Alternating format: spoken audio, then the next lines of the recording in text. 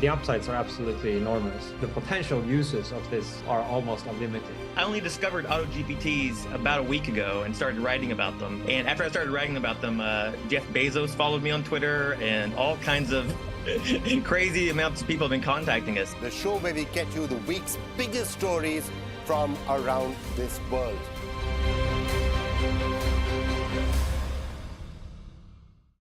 What is the India story? It's the story of the world's biggest democracy. We are developing the road infrastructure. In the end of 24, it will be equivalent to the road infrastructure of USA. We have now entered the growth phase. And I believe that the growth rate in India is going to be exponential. Two narratives of Indian story which need to be brought center stage. Every week, the India story will bring the most incisive analysis, the most authoritative voices. India will be a significant pole in the universe of AI going forward. India is walking tall, India's stature is different, India's voice is being heard. And the biggest newsmakers. This is just a start. Tokyo, we won one bronze. Paris, we won a rocket. It's good to see that, women cricket is getting more excited and everybody is looking up to that. And these stories need to be told, and they are guided by the compass of their conscience. From India for the world, the India story. The show for the global citizen.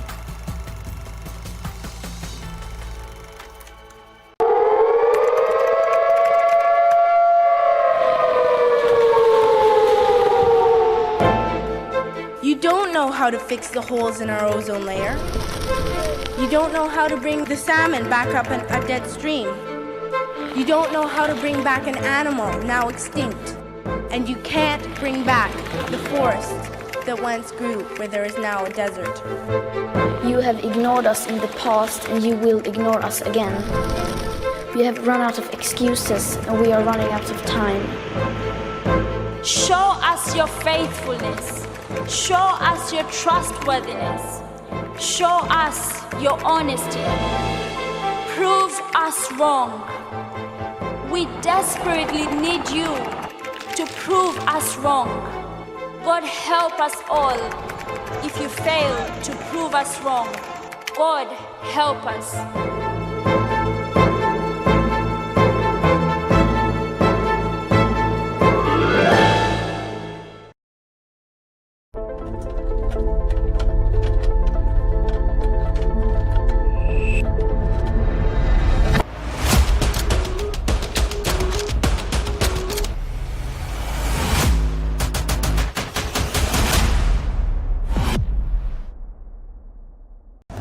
What happens in the world and its nations? South Africa. In Samarkand, Uzbekistan. Reporting from New York for WION. Creates ripples across oceans.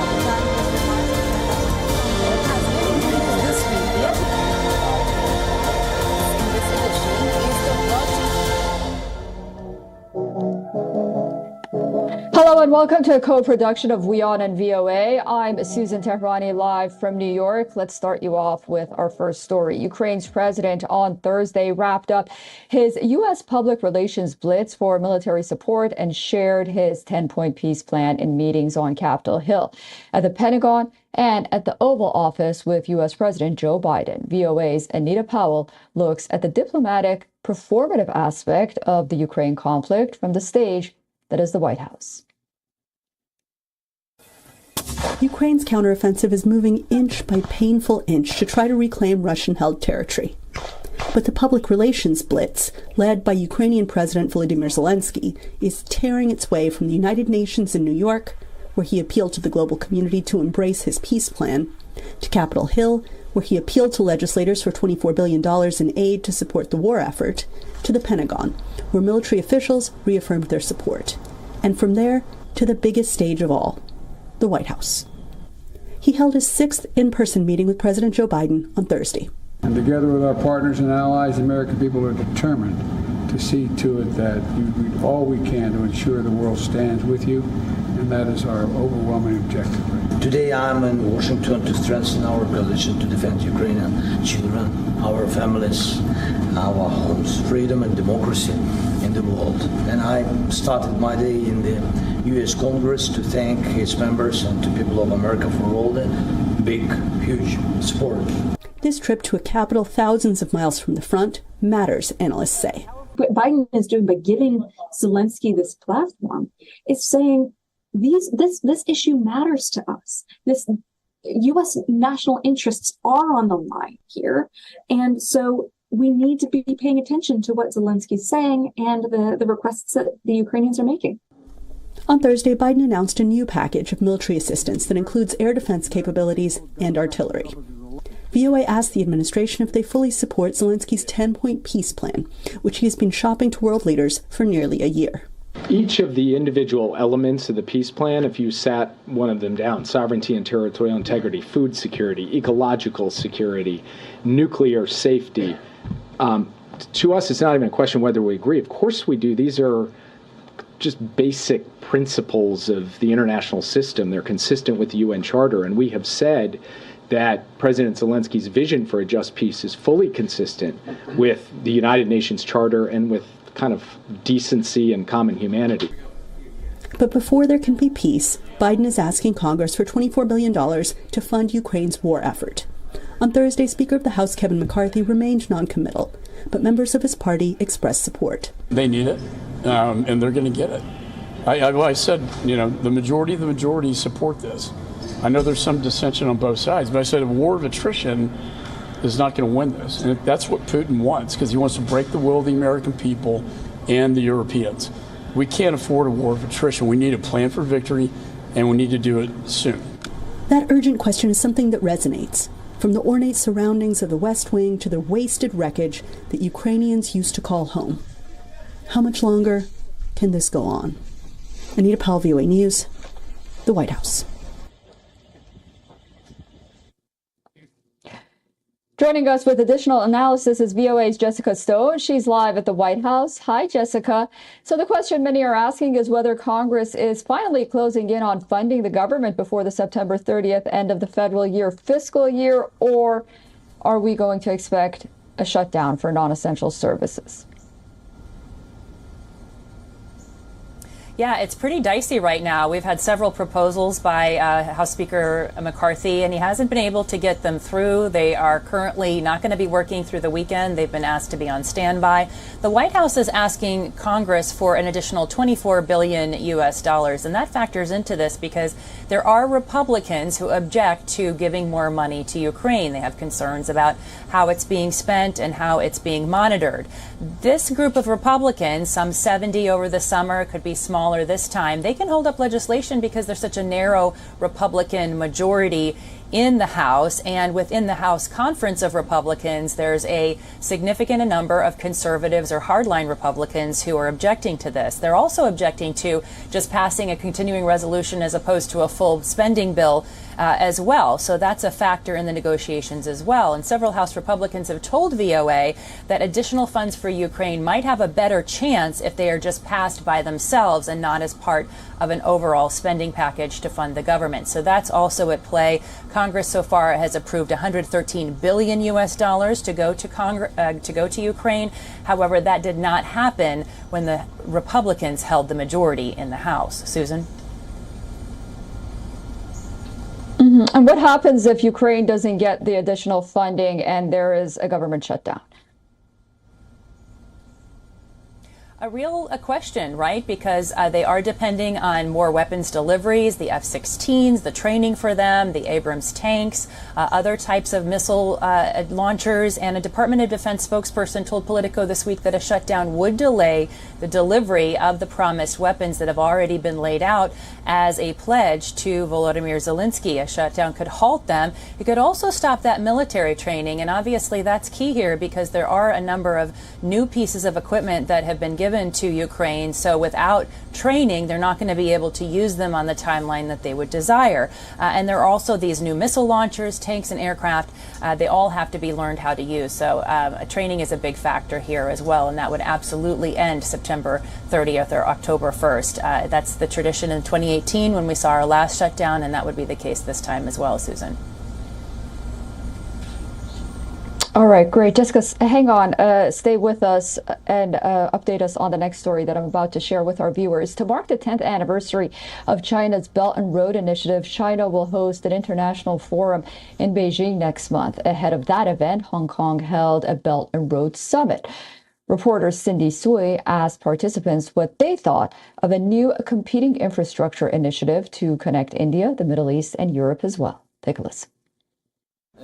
More than 70 countries are represented at this conference in Hong Kong. From government officials to entrepreneurs, many of them are here to seek investments for infrastructure projects as part of China's Belt and Road Initiative, which primarily aims to connect countries through trade. While these participants say they are committed to the BRI, they are also open to working with a competing initiative that connects India, the Middle East, and Europe. That includes Henry and Duka Aruregu from Nigeria. I report a very as ready as can be possible. Khalid Mohammed Al-Jassim from the United Arab Emirates doesn't think countries will have to choose between the initiatives. We're open for any country, we don't choose. Some participants from countries that have joined the BRI say having competition from the IMEC could mean better deals for the nations along the routes. The Riga Port Authority's Arthur Sanderson says the small Baltic country of Latvia, for example, is seeking investments to help it pay for the massive costs of upgrading its facilities to handle bigger and more cargo container ships. But it doesn't want to lose control over such key infrastructure. So far, it hasn't had a BRI project yet, partly because of its strict requirements for investors, including creation of more local jobs. I think it's great. I think that more investment, the better, specifically for us. As looking from the business perspective, of course, the more available funds and also some competition, why not? So far, nearly $1 trillion in investments have been poured into more than 3,000 cooperation projects launched by China with more than 150 countries and over 30 international organizations around the world. Some participants from BRI countries say it would take some time for the IMEC to get off the ground, and it may be playing catch-up. Where does it actually go? It's too early to say something about that. If it materializes, it's gonna take long, even decades. Like the BRI, it's not a matter of days or years, it's a matter of decades. Yeah, the Chinese initiative, the BRI, it's on ground. They have done a lot, and investments have been made. Regions have been connected. Other attendees say it may be a little late for the IMEC to be launching now, and it would not have much impact on China's plan. China's Belt and Road has been going on for 10 years, and there have been a lot of achievements, so the challenge shouldn't be great. Competition may mean China will have to do more to address criticism among some Western nations and environmental groups that some of its projects have left recipient countries with heavy debt and led to damage to the environment. Cindy Sue, VOA News, Hong Kong. All right, VOA's Jessica Stone is still standing by at the White House. Jessica, this week, President Biden met with the leaders of 5 Central Asian nations on the sidelines of the United Nations General Assembly here in New York. And historically, China's ancient Silk Road traveled across their lands, which are collectively a key component of Beijing's Belt and Road Initiative. How does the White House see the region in terms of countering China, and what are the prospects for a stronger relationship between the United States and these Central Asian countries? Well, this meeting is certainly a sign that they want to build closer ties with this part of the world, Susan. This is the first presidential level meeting with these 5 leaders and President Biden, and it is an effort for Washington to peel off the former Soviet republics from their previous and current alliances with both Russia and China. I mean, Russia and China are their neighbors. They're their main sources of export and import, and so it's logical that that's the case, but the United States sees a way to bring them into the fold, particularly with these types of transportation projects that we're seeing in the corridor announcement that happened at the G20. And analysts tell VOA that Russia's invasion of Ukraine has really unsettled a lot of Russia's neighbors, giving them cause to look outside of that alliance for other partners, particularly for business that could be more reliable. Now, during the meeting, Biden pledged counterterrorism support as well as additional American investment in the region. And the U.S. also, of course, needs a lot of the resources, the critical minerals that are present in this region. And I did a little bit of research, found a report from the Caspian Policy Center, which talks about the dozens of rare earth minerals that can be mined and are already being slated for mining by Canada, by Japan. Of course, the United States also wants to get in on that action. These are critical minerals for electric vehicle batteries, for wind turbines, for various components that we have in electronics. So it's a really critical thing for the United States to have a better relationship with these nations to get some of that access as well. And plans are underway currently for the U.S. to begin a critical mineral dialogue with Kazakhstan, Kyrgyzstan, Azerbaijan, and some of these other countries. Biden even hinted during that meeting, by the way, that he might visit the region in person. So that's something to watch for as well. Very interesting. And the India, Middle East, Europe economic corridor is also an outgrowth of planning of the so-called I2U2 partnership, which we've been talking about, we've been covering. This is made up of India, Israel, the U.S., and the UAE. They also met, the group also met on the sidelines of the UNGA. What did we learn from that meeting? So fascinating, because while I was in New Delhi with our friends at the WION headquarters, we learned from one of the experts there, one of the former ambassadors to the UAE, that this was an idea, this corridor idea for transportation, data, energy, water, and commerce was actually brought up in the context of the I2U2, which is only about a year old. And so the outgrowth of this, the execution of the announcement for the MOUs so soon after the I2U2 is really a big deal to all of those involved. And what they launched this week was a website that will be run through the U.S. State Department, will push for and try to become a platform for proposals for public-private partnerships in the context of what companies might want to do with transportation, data, water, energy, all of these things that the corridor is trying to facilitate between Europe and India via the Middle East. And so that is really the next step in terms of facilitating not just the federal investment from these governments. And we do expect to hear by the end of the year, according to Jake Sullivan, some more meat on the bones of some sort of timeline. And we still don't, of course, have a cost as what this is going to cost. But this is an indication that these countries want to move forward with some private partnerships. And of course, as we've been talking about with the corridor, the unspoken objective here is to give countries a choice between China's Belt and Road and other means of transportation and infrastructure financing. So we're definitely closely following it. It's a huge issue, as I know you know, for India and for the United States and for Europe and for the Middle East. So a real opportunity to look forward to more deals and more building projects in that region. Yeah, definitely. Great. Jessica Stone, thank you so much for joining us on WION, and have a great weekend. Always a pleasure. You too.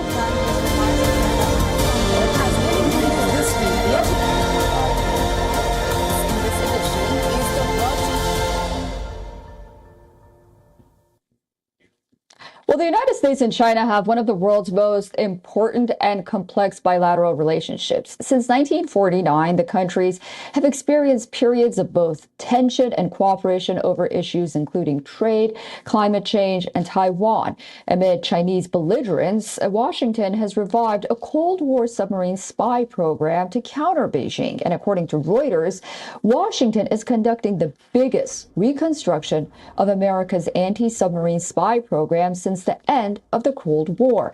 The project involves modernizing existing networks of underwater acoustic spy cables. It also involves reprofiting of a fleet of surveillance ships with cutting-edge sensors and subsea microphones.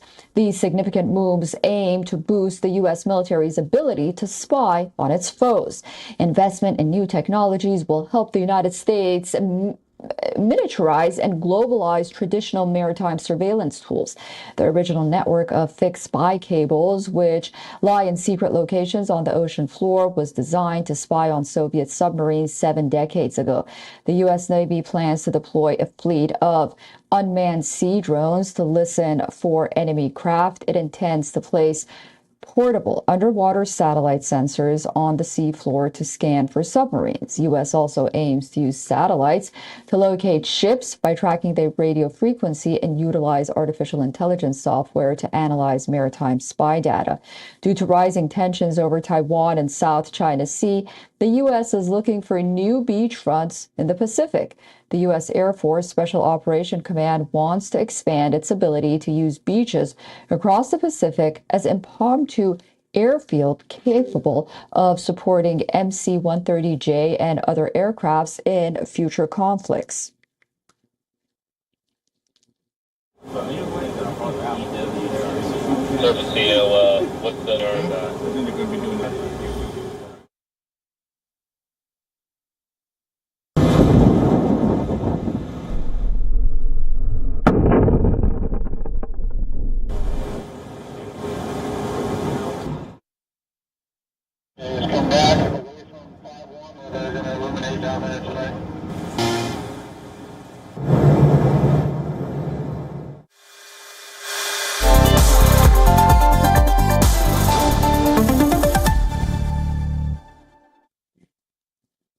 Okay, well, in a literary clash of the titans, some of America's most celebrated authors, including John Grisham, George R.R. Martin, and Jodi Picoult, have filed a lawsuit against tech giant OpenAI. The Authors Guild, representing these prominent writers, alleges that OpenAI unlawfully trained its popular AI chatbot, ChatGPT, using their copyrighted works. Take a look at our next report for more details. John Grisham could be going to court for real. The legal thriller writer is among major US authors unhappy with ChatGPT creator OpenAI. A trade group that represents the likes of Grisham this week filed to sue the firm. The Authors Guild also represents big names like Game of Thrones novelist George R.R. Martin and freedom writer Jonathan Franzen. The suit accuses OpenAI of unlawfully training its artificial intelligence-based chatbot on their work. It joins several others, from writers, visual artists and source code owners, against generative AI providers. Similar lawsuits are pending against Meta Platforms and Stability AI over the data used to train their AI systems. OpenAI and other defendants have said their use of training data scraped from the internet qualifies as fair use under US copyright law. A spokesperson for the company said on Wednesday that it respects authors' rights. But the Authors Guild said writers must have the ability to control if and how their works are used by generative AI. They said they needed this to, quote, preserve our literature. The new lawsuit is concerned with datasets used to train OpenAI's large language model to respond to human prompts. They allege it included text from the author's works that may have been taken from illegal online pirate book repositories. The complaint said ChatGPT generated accurate summaries of the author's books when prompted, which they believe indicated their text is included in its database. It also cited growing concerns that authors could be replaced by systems like ChatGPT that make what they called low-quality ebooks, impersonating authors and displacing human-authored books. Thank you so much for staying with us and watching the news with me, Susan Tehrani, live from New York. I'll see you on Monday, but a lot more news and headlines are coming up next only on WION World is One. So keep it right here. Don't go away. Goodbye.